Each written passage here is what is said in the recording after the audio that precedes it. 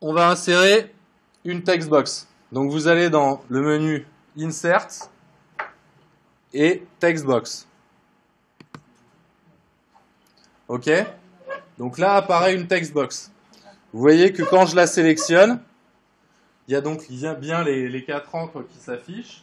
Et je vois dans le menu propriété que ça a changé. Donc là, je vois que X, c'est à 100 et Y, c'est à 100. Et je vois que la largeur W, elle est à 100 et la hauteur H, elle est à 100. Donc c'est un carré qui fait 100 pixels sur 100 pixels et qui est à 100X et 100Y. Si vous voulez l'aligner sur la gauche, il suffit de mettre 0 à X. Et si vous voulez l'aligner en haut, eh ben, il suffit de mettre 0 à Y. Donc en fait, ça vous permet de comprendre que mon 0, 0, il est en haut à gauche. Plus je vais augmenter les X, plus je vais décaler mon élément sur la droite. Et plus je vais augmenter les Y, plus je vais le baisser. OK ? Donc une fois de plus, on peut le déplacer aussi avec la souris, directement. Le redimensionner aussi directement avec la souris. Mais par contre, si je sais que je veux qu'il fasse 400 par 300, je peux le rentrer directement dans mes propriétés. Donc pour l'instant, j'ai une boîte de texte qui s'appelle New Text Box, mais ce n'est pas un texte très intéressant.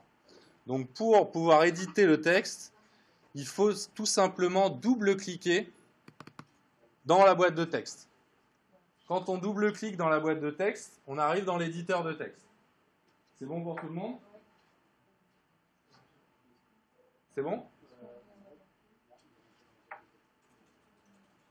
Donc on double-clique dans la text box, ou boîte de texte, et là on arrive dans l'éditeur.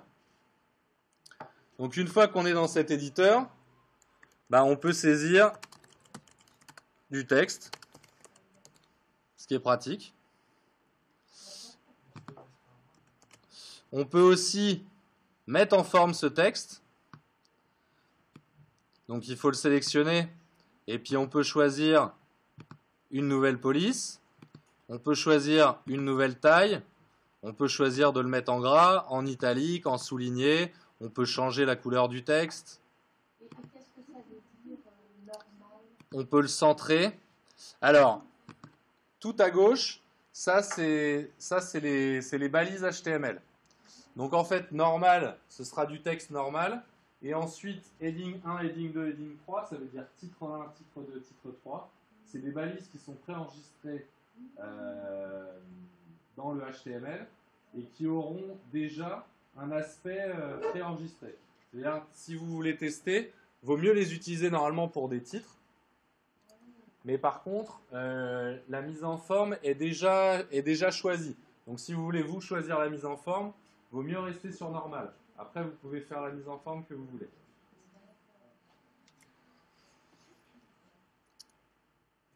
Et donc ensuite, on pourra rajouter aussi du texte si on veut.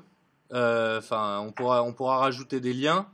On peut aussi ajouter, vous voyez, c'est comme des logiciels d'édition basique, d'OpenOffice à TextEdit. Vous pouvez mettre des bullet points, vous pouvez mettre des numérotations. On peut saisir du texte comme dans n'importe quel logiciel de bureautique. Le truc qui est marrant, et là que je vais utiliser, qu'on utilise souvent pour les démos, c'est ce petit bouton Lorem qui permet de générer du faux texte. Alors le faux texte, ça nous sert à quoi? Moi là par exemple, je vous montre comment faire un site internet, mais je ne vais pas vous rédiger un contenu, etc. Vous aussi, quand vous ferez votre site internet, des fois vous savez que à cet endroit-là, je veux mettre un texte, mais je ne l'ai pas encore écrit, je ne sais pas trop ce que je vais mettre dedans, mais je sais que je vais mettre du texte. Donc là, on peut mettre du texte, et puis après, quand on aura le vrai texte, on l'aura. Mais déjà, quand on regarde notre site internet, on voit à quoi ça ressemble d'avoir du texte ici. On voit, là, je le mettrais bien plus gros ou plus petit, je changerais bien la police, voilà. Donc ça permet de vous aider dans la manière de mettre en forme le texte. Je ne vous ai pas montré le petit TX qui permet d'annuler la mise en forme. Donc ça c'est pratique si vous commencez à faire des mises en forme, si ça ne vous plaît pas, en fait vous avez envie de retourner à la case départ. Vous tapez sur TX, il vous enlève tout ce que vous avez fait de mise en forme. Donc après là c'est pas très pratique, il faut refaire. Mais si vous n'êtes pas content d'une mise en forme, des fois ça peut aller plus vite de l'enlever. Donc voilà, donc là j'ai inséré une première boîte de texte. J'aurais pu aussi l'insérer comme ça. Ça, je ne vous ai pas montré, j'ai oublié. En fait, en dessous du menu, vous allez voir, il y a plein de petites icônes là. Et ces icônes reprennent ce qui, dans les menus, vous sert le plus généralement. Donc ça, c'est sauver pour enregistrer votre publication. Ça, c'est pour annuler et refaire. Undo, redo. Ça, c'est pour ajouter une boîte texte. Pour ajouter une image, vous verrez qu'à chaque fois que vous allez dessus avec votre souris, il vous dit ce que c'est en fait. Là, il me dit image. Ici, c'est container. Ensuite, c'est HTML box. Ici, c'est pour supprimer un élément. Enfin, delete. Donc, effacer l'élément. Ici, c'est pour copier. Ici, c'est pour coller. Et ça, c'est tout ce qui est empilement. Donc, vous verrez quand on aura plusieurs éléments pour faire en sorte que l'un s'affiche au-dessus de l'autre ou pas. Donc, voilà. Et ça, ce sera pour faire la preview. Donc là, ce qu'on va faire tout de suite, c'est qu'on va enregistrer notre publication. Donc là, on va dans File, et on fait Save File. Donc fichier, enregistrer fichier. Donc là, il va vous demander où est-ce que vous voulez enregistrer votre fichier. Donc vous allez lui dire dans Dropbox. Donc vous cliquez sur Dropbox. Il vous demande d'autoriser Dropbox à se connecter avec Silex. Donc vous dites OK.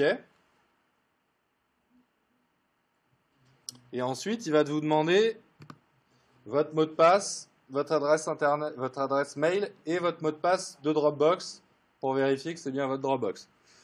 Donc là, vous le rentrez.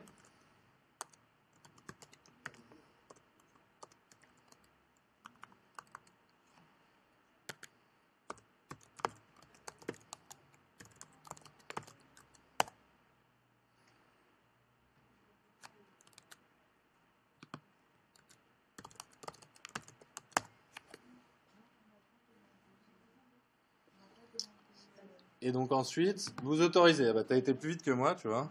Bravo. Et donc là, j'arrive dans l'explorateur Dropbox.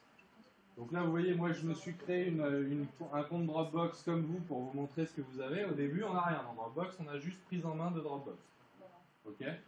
Et donc là, comme je lui ai demandé de me sauver ma publication, et ben en bas, j'ai Save As avec un rectangle blanc dans lequel il faut que je nomme mon fichier. Et une fois que je l'aurai nommé, je pourrai faire Save. Donc on va le nommer. Vous pouvez le nommer comme vous voulez.